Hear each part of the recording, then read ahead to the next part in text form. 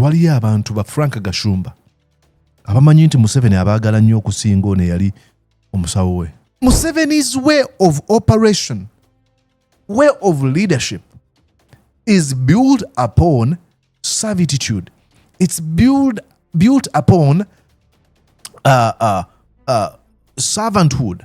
It's built upon a minion, a lackey, obsequiousness. You don't laugh with him having no intention of using you and dumping you. Look at how he looks. Oh boy.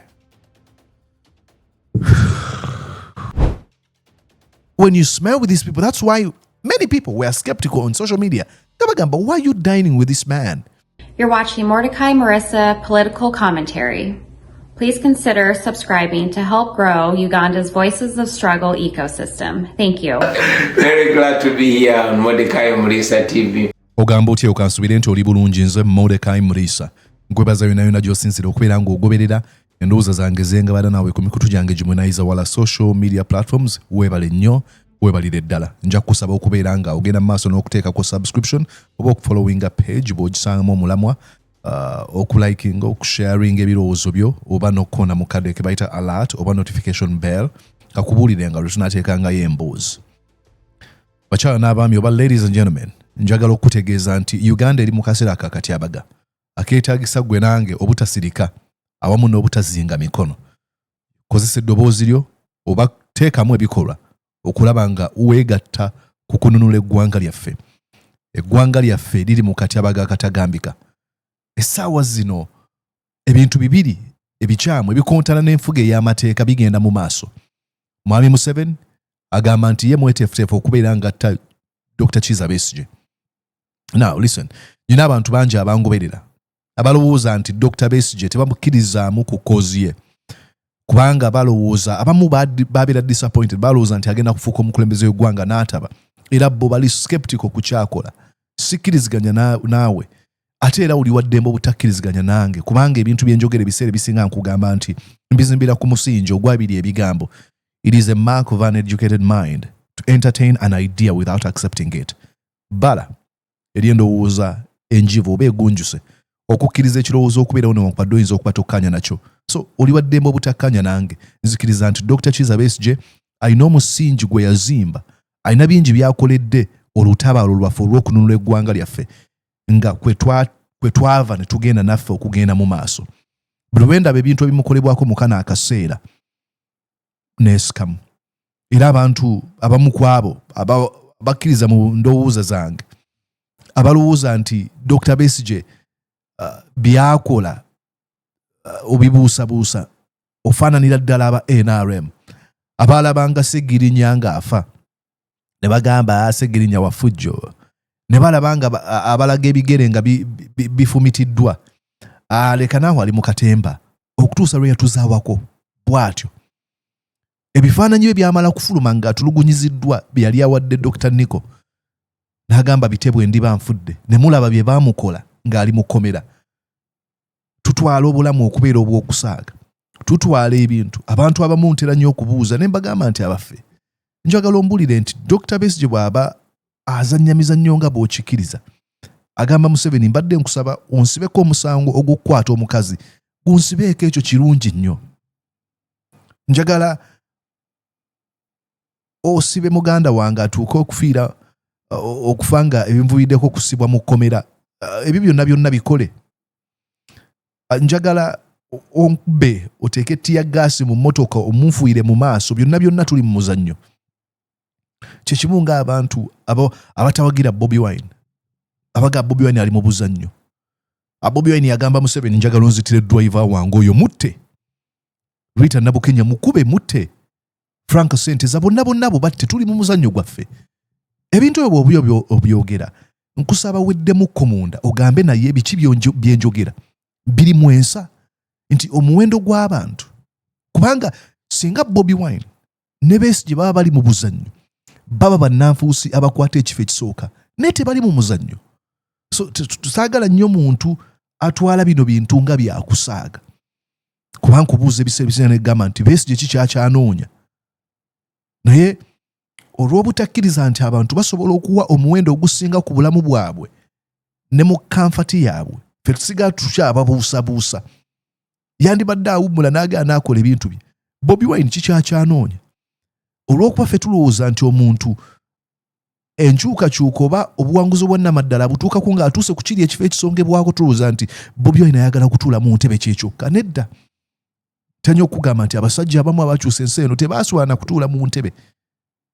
Okuli ba Che Guevara, okuva ku ba Martin Luther King Jr., okuva ku ba Malcolm X, Rosa Parks, Marcus Garvey, W.E.D. Du Bois, n'abalala bangi nnyo abazze bakyusa ensi eno.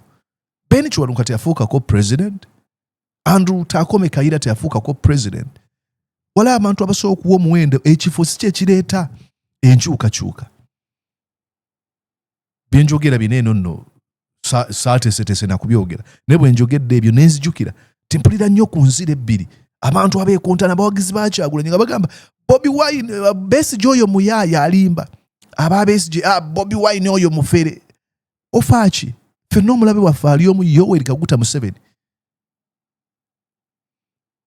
naye okuddayo ku mulamwa. Ebifaananyi bino bitakumenya mutima, simanyi kigenda kumenya mutima. Tunuulira omusajja oyo. Tunuulira omusajja oyo. Oyo yali musawo we. Yajjanjaba abalwanyi abatamanyiddwa muwendo mu lutabaalo olwali Luweero. Yawaayo obulamu okulaba ng'ayamba Mwami Museveni okutuuka mu ntebe y'obukulembeze bw'eggwanga babeeko bye bakyusa. Essaawa zino laba kyamukoze. Besigye ali mu kwekalakaasa okw'obutalya kyakulya kyonna gy'asibiddwa. Laba bw'afaanana. Mutunuulire.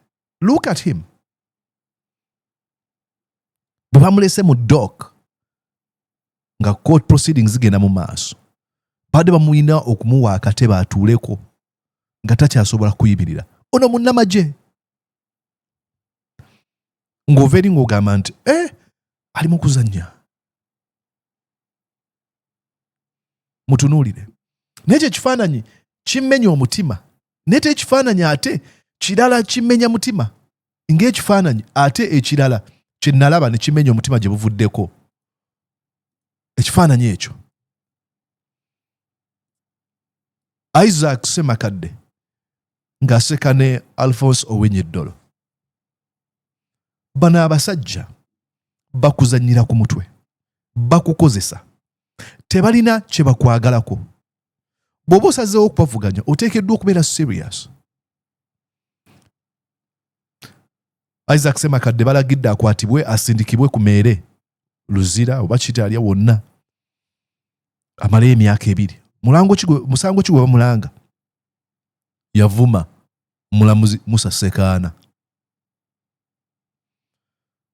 Abawamba, abatta, ababuzaawo ne batulugunya abantu mu Uganda. Tewali kiragiro kiweebwa nti bakwatibwe bunnambiro.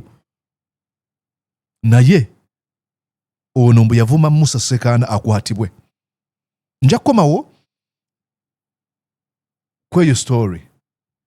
Nkunnyonnyole tutunuulire ku ebyatuuka lwaki yakola ensobi ne bituuse okuba nti oyo gwakutte mu ngalo gwali mu kuseka naye yalagidde akwatibwe. Yamulabula n'amugamba gwe kye ngenda okukola bituukiridde. These people do not have respect for the rule of law, let alone human life. Ne katugende ku story ezimu ku ebyo ebibaddewo nga Besigye aleetebwa mu komera. Mu court. Ku bbaza ya wiiki eno munnamagye yagawumula Dr. Kizza Besigye teerabikako mu kkooti esookerwako ya Buganda Road ku musango gw'okukuma omuliro mu bantu mu mwaka gwa 2022 nga bawakanya ebbeeyi y'ebintu eyali yeekanamye. Era kkooti y'emu yayisa ekiwandiiko nti aleetebwe nga 14 omwezi guno yennyonnyereko ku mbeera gy'alimu mu kkomera. Leero ono aleeteddwa mu kkooti ebadde ekubirizwa omulamuzi wa kkooti esookerwako Winnie Nancha. Ye munne gwe bamuvunaana naye Lubega Mukaaku yasose mu Kaguli ne Besigye n'aleetebwa abulanga alabise nga mugonvu. Look at him. Era awereddwa akatebe atulenga. Njagala olabe feesi ya Besigye. aweereddwa akatebe atuule. Kooti bw'egenda mu maaso. Balooya ba Besigye baliko bye basabye kkooti etunulemu gamba ng'ekya Besigye okulemwa okufuna obujjanjabi ng'ali mu kkomera kyokka nga mugonvu eyeetaga abasawo okumwekebejja. Kuno bagasseeko okutegeeza kkooti nti obulamu bw'omuntu waabwe buli mu matigga olw'ebigambo ebyayogerwa akulira amagye g'eggwanga General Muhoozi Kainerugaba nti ono okuva mu kkomera ng'afudde. My colleagues and I visited him on Wednesday. Look at the face of Dr. Kizza Besigye. Mujjukiza face ya Bobi Wine bwe baali bamukutte ne bamukuba bamuleeta mu kkooti. Wednesday in Luzira, and indeed confirmed that he is sick. And the prisons authorities can also confirm that he is sick. But to date, he has not been at all permitted to have his personal physician examine him. The circumstances under which he is being detained pose a serious threat to his life. So this court is enjoined to protect the life of the accused. Era basabye kkooti eyimbule Kizza Besigye. Your worship, that the court may grant orders it considers appropriate. And in our opinion, the most appropriate order this honorable court can give is immediate release of Dr. Besigye. Wabula omuwabi wa gavumenti Alan Muchunguzi agamba nti wali ensonga ya Simba gy'alaba eyinza okusi. Look at that man. Look at his face. Buli waliyo abantu ba Frank Gashumba abamanyi nti Museveni abaagala nnyo okusinga ono eyali omusawo we. A full figure. Gy'alaba eyinza okusinzirwako kkooti okuyimbula Besigye. Because the remand of A1 incarceration in Uganda has no connection with this case in court.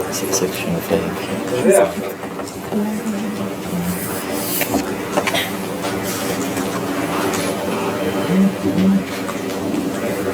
applications cannot arise from this case and prayers made for his immediate release when in this matter is already on bail. Omulamuzi wa kkooti esooke. Come on. Look at how he looks. Look at how he looks. Lwako Winnie Nancha wano wasabidde okumwongera akadde. Oh boy.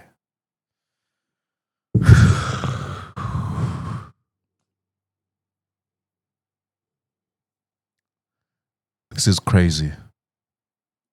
Yeetegereza okusaba kw'enjuyi zombi era nayongezayo omusango okutuusa nga 2 omwezi guno. Accused is on bail in this particular matter and his bail shall extend until then. However, the court is not blind to what is happening and that is being produced by prison authorities. So by this adjournment, I'm also ordering prison. If on such a date is still in your custody, produce him in court.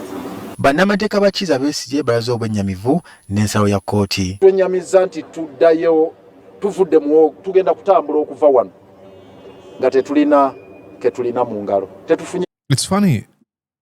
Not even funny. It's very heartbreaking that ebintu byonna biteekawo bituukawo nandala mafaabi Patrick Oboya Muriat tebalabikako ku kkooti. Yoremedde neemu ku kyobulamu bwe okuba nti talina dokita we bisigadde nga webiri. Ekyokuba nga akyali mu mikono gy'abasibira mu bbwa nga tewali remand warrant, tewali court order yonna emuzisibirayo kisigadde nga bwe kiri. Ekyokuba nti abaliratives be nabo tebasobola kumulaba kisigadde nga bwe kiri. Kati ono aziddwayo mu kkomera okutuusa nga 2 omwezi guno lw'anaakomezebwawo okumanya ensalo y'omulamuzi ku ky'okumuyimbula. Nnaku z'omwezi 2 lwagenda okubeera ng'akomezebwawo mu kkooti. Look at that man. Look at that man. Ombuulire. I mean, mbuulira. Besigye might leave prison only in a coffin or kneeling. Actually, Bobby Wine wrote on his Facebook. Katujisomewa neno fenna fenna. I'll read what he wrote on his Facebook here. Chimanye badde ku post ye.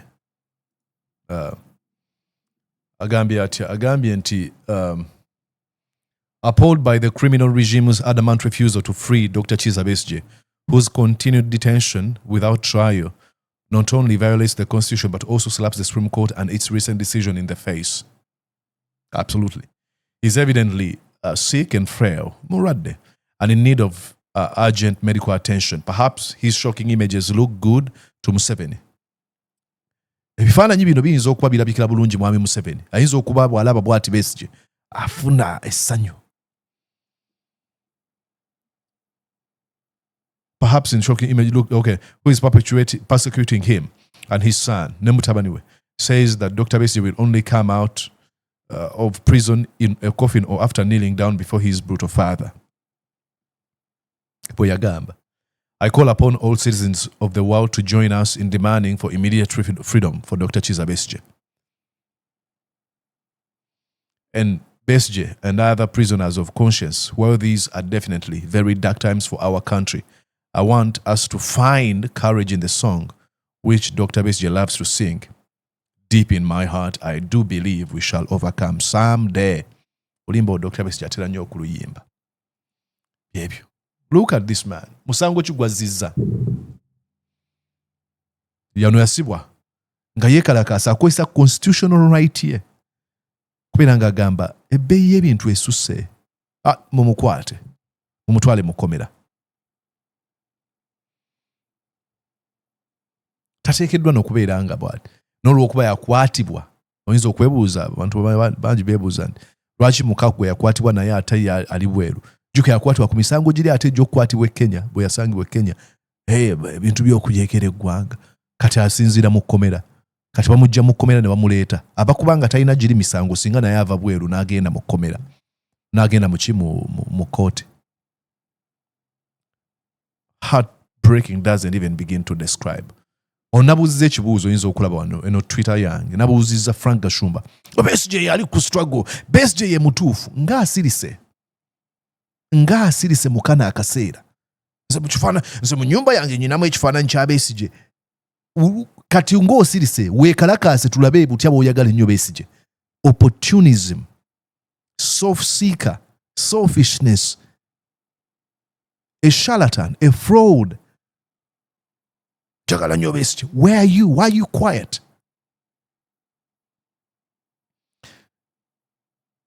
Okweyongerayo. Semakadde's sentencing originated from an application filed by Mogisha Hashim Mogisha, who accused Isaac Chimaze Semakadde for contempt of court, among others, before Justice of the High Court Musa Sekana. In the ruling of the High Court Judge Musa Sekana, Semakadde was found guilty of contempt of court and for insulting Judge Musa Sekana through his social media account on X, formerly Twitter. Judge Musa Sekana, in his ruling based on multiple reasons, stated that this punishment would help restore the reputation of the judiciary, which had greatly been tarnished by Semakadde and his associates, who he referred to as foot soldiers, who had turned it into a trend to abuse Judge Sekana and demean the judiciary. Semakadde has the right to appeal this ruling at the Court of Appeal and later to the Supreme Court. Of late, the reputation between the bar and the bench has been on a collision path. While the judiciary was launching the new lawyer, the Chief Justice Alfonso Winyidolo expressed his displeasure with the conduct of the President of the Uganda Law Society. The President of Uganda Law Society, in his typical way, is invading my space and saying he is embarrassed. He has not been asked to come and speak. I'm not in charge of protocol. The Chief Justice, who was visibly angry, promised to take strict action if Semakadde did not stop attacking him and other judges in the judiciary. Somebody insults you, degrades you, dehumanizes you, and then he comes to your compound and say, it is business as usual. It is not. Likewise, the Director of Public Prosecution, Jane Francis Abodo, has been on the receiving end of Semakadde's attacks. Although different lawyers that we have spoken to disagree with the Judge Sekana's ruling, it is not yet clear what Semakadde's legal team plans to do next, as our attempts to reach them have been unsuccessful. If this ruling is enforced as it stands without an appeal, or if the appeal fails, Semakadde will have to complete his term of office as Uganda Law Society president in the coolers. Still about the same, we join Hakim Wampamba. Hakim, where does this leave Uganda Law Society? Well, since the National Bar Association, the Uganda Law Society holds its trade as the practice in the law, chances are high that this will end in a protracted legal battle in the courts of law. Nabadde mbabuulira ku kifaananyi kino ekya Isaac Semakadde. Ekyo. Dewa eno. Tulabe story eno. Mujjukire. Agenda kusibwa emyaka 2 okusinziira ku kooti bw'esazeewo. Omukolo gw'okugulawo n'emabega ku bino nga tebinatuukawo yali yalabulwa Ssaabalamuzi w'eggwanga gwe yali aseka naye. Mwaka gw'ebyamateeka omujja gwatandise bulungi era nga President wa Uganda Law Society Isaac baali batongoza mu mwaka gw'ebyamateeka omujja. Semakadde yalabise nga musanyufu nga yaniriza Ssaabalamuzi Alfonso Owiny-Dollo n'okumwanjulira banne bwe baddukanya ekibiina ekigatta bannamateeka. This is Museveni's tool. Minisita w'ebyamateeka Norbert Mao yasoose kusiima ab'ekibiina kya bannamateeka olw'okwetaba ku mukolo guno. Nga bwe nayogera gye buvuddeko, Mao is manipulative afera. Amanye ekituufu bano ba Isaac tebalina kubeera ku guno omukolo naye wulira byayogera. Twawuliranga batutiisiza nti mugenda kujja. This is what was supposed to be done. Don't go to these people. You don't know how happy I was to see you. Kubanga abamaze okuwangula temumanyi butya bwe mpulira essanyu. And I thank you for leading the troops here. These disagreements are healthy. But these disagreements are healthy. No, they are not healthy. Now, this man who disagreed with you, who used his constitutional right to say whatever he wants to say, is been sent to prison for 2 years. But the differences are healthy. Healthy my crap. Okweyoleka mu kwogera kwa myuka Ssaabawoleza wa gavumenti Jackson Kafuuzi. We have instances where members of the bar openly attack judicial officers. I appeal to all members of the bar to exercise a level of professionalism amongst themselves.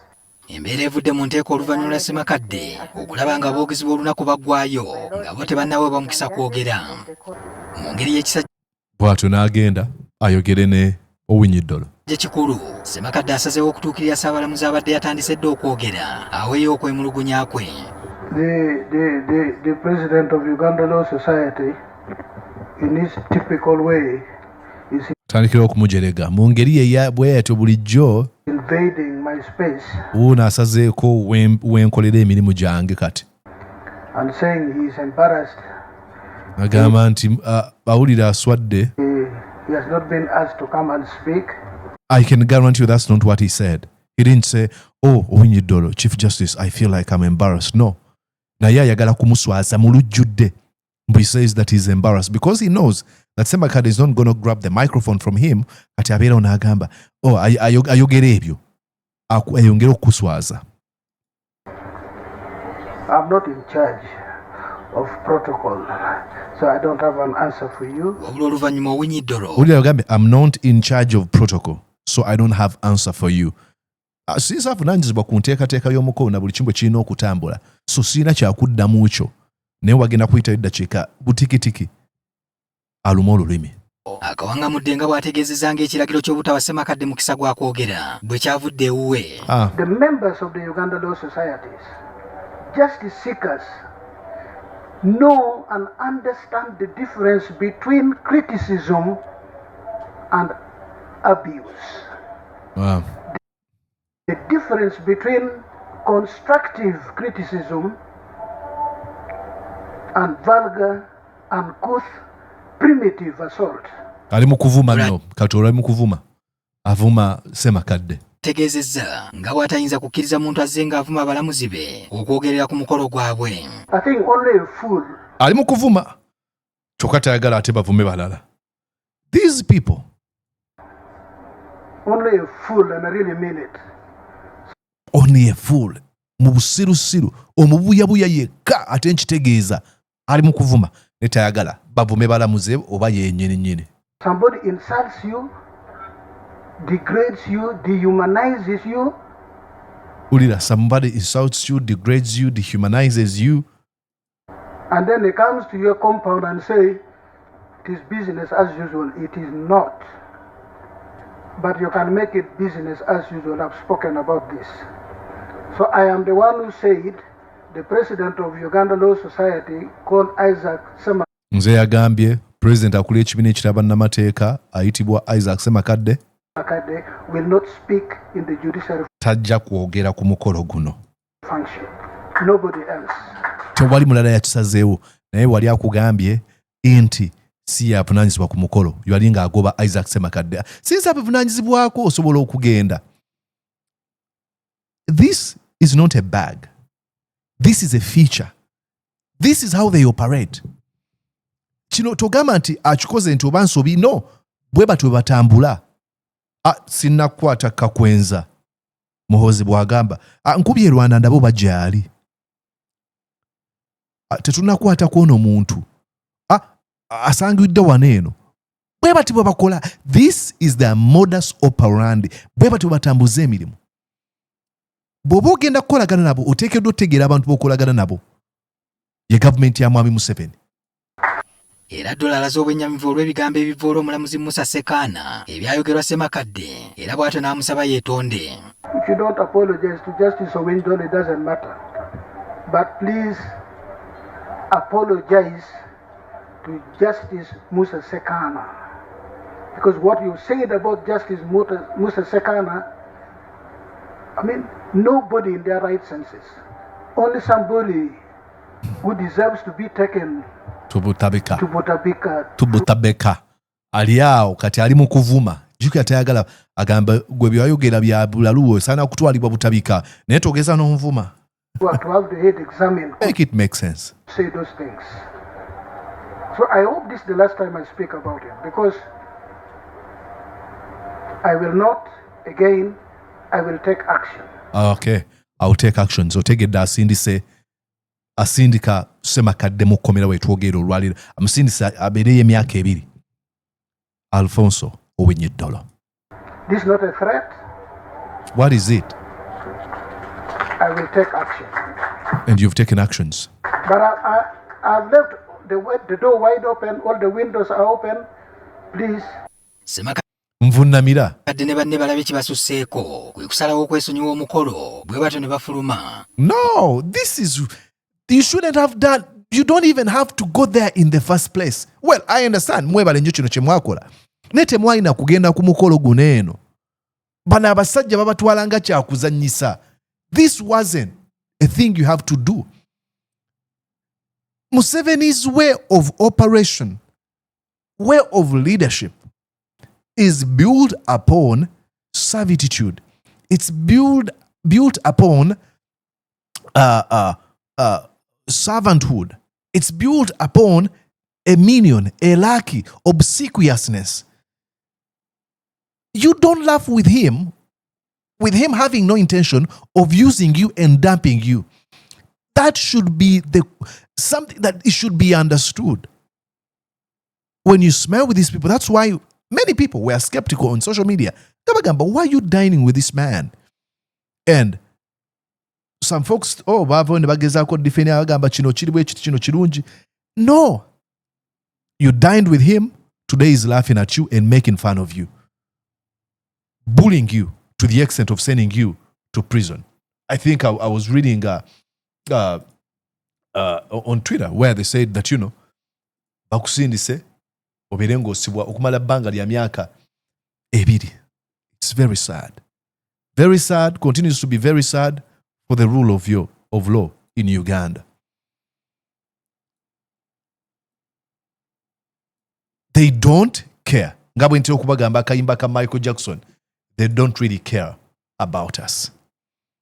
Please, kino kibenga ekyokuyiga eri fenna bw'ogezaako okukolaga ne Mwami Museveni bw'ati bw'akola, bw'ati bw'azannyira ku bannansi, bw'ati bw'abatwala okubanga tebalina kye bali. Ensonga mbagamba nnyo muwuliza nnyo abantu abagamba muzeeyi, ne bw'aba bali mu myaka gye bamuyita muzeeyi. Janet, abantu abali mu myaka gye maama tebakyogera nti olw'okuba ye first lady, bakyogera kubanga baagala Museveni ataddewo kirindi gy'okoma okumuvuunamira n'omulaga nti ali untouchable wa kabi, yatondebwa okuva mu fabric ya njawulo okuggwe gy'okoma okufuna obukunkumuka okuva ku mmeeza ye. It is very, very, very sad. Oh my God. Why am I doing these videos? It is to continue to expose the regime of Mr. Museveni. Please, I ask you. Nkusaba nesse kusaba yenna. Buulira abantu baffe. Zuukusa abantu baffe. Tambuza obubaka kubalage gavumenti ya Mwami Museveni mutebwe tafaayo. Tefaayo ku muntu yenna. Bw'olaba kye bakola Dr. Kizza Besigye olwaleero, kati ate gwe yabaka beegattako. So haki kyali kyangu nnyo okuba ola access isima amasasi abalala bazze battibwa. Bw'ogezaako okukola ebintu mu bituufu nga bwe biteekeddwa okubeera, nga Muhammad Kirumira okubwa amasasi. It's very sad. Well, my name is Mordecai Murisa. Shobweto bwebaddeyo olwaleero. Kansuubire kunyumidde. Teekako endowooza, kiki olowooza? Vidiyo eno gilayikinge. Ogisangamu mulama gigabane ne mukwano gwo. Ate era teekako endowooza nga bwe ŋŋambye. Koona mu kade notification bell okubeera nga tukuza omukutu guno. Njagala okutegeeza nti mission yakweza abantu 2,000 wabula ennaku mmeka 17 zokka 16 zokka omwezi guno tuguyiteko. Oyinza okuba gwagenda okunyamba okubeera nga nkikola. Tobeereyo n'ogamba musajja gwe nkwagala nnyo naye sijja kusubscribinga. Ka music ndowooza nakakendeza wala bagambye nalabye comments nga bagamba ka music ako kangi nnyo kakendeeze. So nasaze okubeera nga nkakendeeza. Naye nga nkaagala nnyo. Wala tabakaagala bagamba nze kannyumira. Ensonga ki nkagaleese wano mu kusembayo. Nze Mordecai Murisa, tuddingana olunaku olulala. Wiraba.